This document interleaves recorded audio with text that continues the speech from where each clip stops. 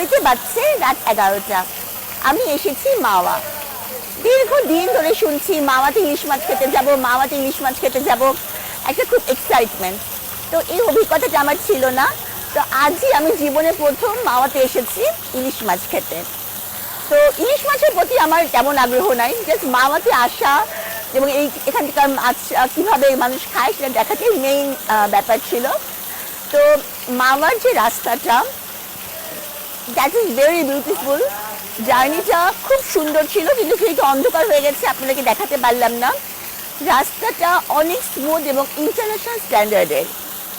গুলশান থেকে Mawa it was only of 1 hour journey. তো খুব ভালো লেগেছে। তো এখানে এসে রেস্টুরেন্টগুলো দেখছি, আপনারা দেখছেন রেস্টুরেন্টগুলোর পরিবেশ খুব সুন্দর, অনেক ক্লিন, হাইজিনিক, এবং ভিতরে পরিবেশটা দেখলেই একটা খাওয়ার রুচি হয়। রেস্টুরেন্টগুলো এত নিট অ্যান্ড ক্লিন। তো আমরা আকুর কুটুমবাড়ি রেস্টুরেন্টের সামনে আছি। মোটামুটি সব রেস্টুরেন্টেরই স্ট্যান্ডার্ডটা একই রকম, খুব সুন্দর। তো দেখি ভিতরে যে যাই, এখানকার সিস্টেমটা কি আমরা একটু দেখে নেই।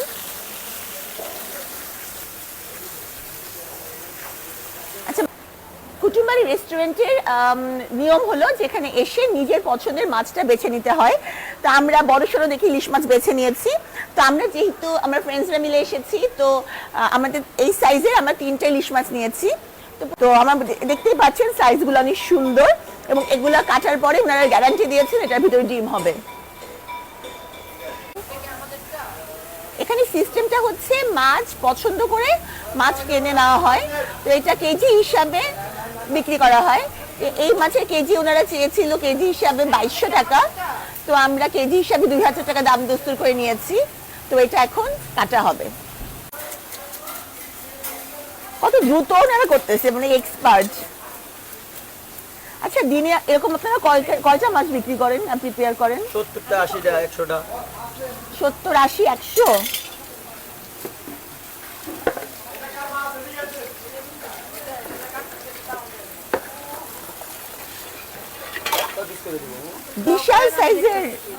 বিশাল সাইজের বটি দেখে ভয় লাগতেছে। হ্যাঁ, মাছটা 60 পিস বেগুন দাও, বেগুন 7-8-10 পিস দাও। এই যে মামা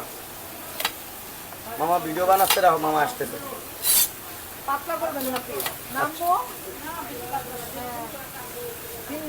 আছে মামা, মশলাটা ভালো করে মশলাটা যদি ভালো মতো মাখে, এই জন্য এখানে উনি সরিষার তেল দিয়েছেন আর হলুদ দিয়েছেন, না আর কি দিয়েছেন? হলুদ আছে, মরিচ থাকে আছে, এগুলো মিক্স আর লবণ।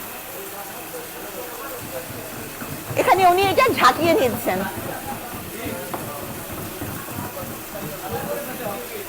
এখানে আমরা দেখতে পাচ্ছি যে মাছের পেট থেকে ডিমও বার হয়েছে। ডিমটা কেটে সাথে দিবেন?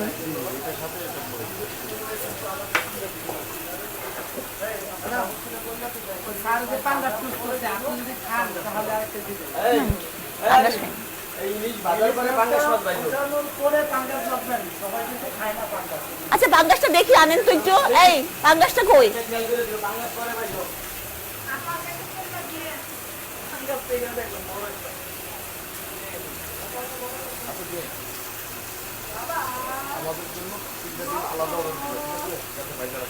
আমরা দেখছি যে সরিষা তেলের মধ্যে মাছগুলো দেওয়া হচ্ছে, সরিষা তেলের মধ্যে মাছ দেওয়া হচ্ছে, অনেক সুন্দর একটা গন্ধ আসতেছে, মানে সরিষা তেলের জন্যই না?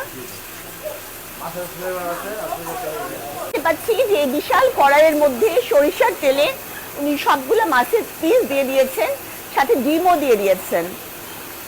একটা খুবই সুন্দর সরিষার তেলের লোভনীয় গন্ধে আর ইলিশ মাছের গন্ধে পুরাটা জায়গা ম করছে। কারণ আপনারা জানেন যে ইলিশ মাছের একটা অভিনব গন্ধ আছে যেটার কিছুর সাথে মেলে না। তো এই মাছগুলো ভাজাটা কিন্তু একটা বিশাল টেকনিকের ব্যাপার, কারণ দুই পিসই ভালো মতন, দুইটা পিস ভালো মতো ভাজা হতে হবে। আবার একটু কম বেশি ভাজা হলে কিন্তু জিনিসটা পুড়ে যেতে পারে। এরপরে এখানে 3টা মাছ যেহেতু আছে, উনি মাছগুলো আগে ভেজে নেবেন, তারপর উনি বেগুনটা ভাজবেন। আমরা দেখছি যে মাছের পিসগুলো উনি উল্টে দিচ্ছেন যাতে দুইটা পিসই সুন্দরভাবে ভাজা হয়।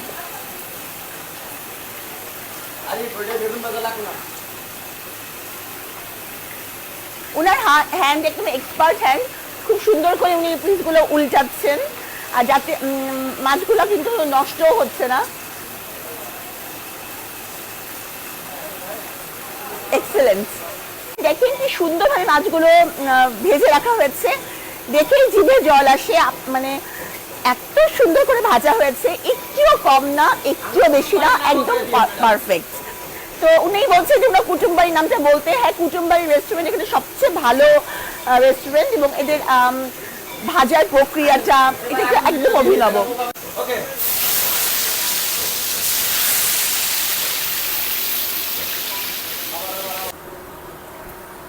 মাওয়ার একটা ট্র্যাডিশনাল আইটেম হলো ইলিশ মাছের লেজের ভর্তা।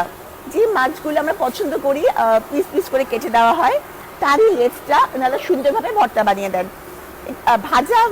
ভাজা লেজটা ওনারা কাটা ছাড়িয়ে নেন, এটা খুব ডিফিকাল্ট জব, কারণ লেজে এমনিতে অনেক কাটা থাকে। দেখেন কি সুন্দর করে ওনারা সবগুলো কাটা বার করে ফেলে দিয়েছেন। ভর্তা বানানোর জন্য লেজটা আলাদা করা হয়েছে, যাতে খাওয়ার সময় গলার মধ্যে কাটা না বেঁধে। আর এখানে ভর্তা বানানোর জন্য পেঁয়াজ কুচি রাখা আছে, শুকনো মরিচের গুঁড়ো রাখা আছে, কাঁচা মরিচ রাখা আছে। যার যেটা পছন্দ, শুকনো মরিচের গুঁড়ো অথবা কাঁচা মরিচ, যার যেটা পছন্দ সেটা দিয়ে ভর্তা বানায় দেওয়া হবে। আর ভর্তার মধ্যে দেওয়া হবে সরিষার তেল। আর পেঁয়াজটা কেউ এরকম ভাজা পেঁয়াজও দিতে পারেন, আবার কেউ চাইলে কাঁচা পেঁয়াজের ভর্তাও খেতে পারেন। খুবই নাইস এক্সপিরিয়েন্স ছিল, অনেক তৃপ্তি সহকারে খেয়েছি। আমার মনে হয় যে দেশের মধ্যে যারা ঘুরতে চান, একটা হলিডে এনজয় করতে চান এবং ভালো খাবার খেতে চান, তারা আমাদের মাওয়াতে এসে ট্র্যাডিশনাল ইলিশের স্বাদ নিয়ে যাবেন।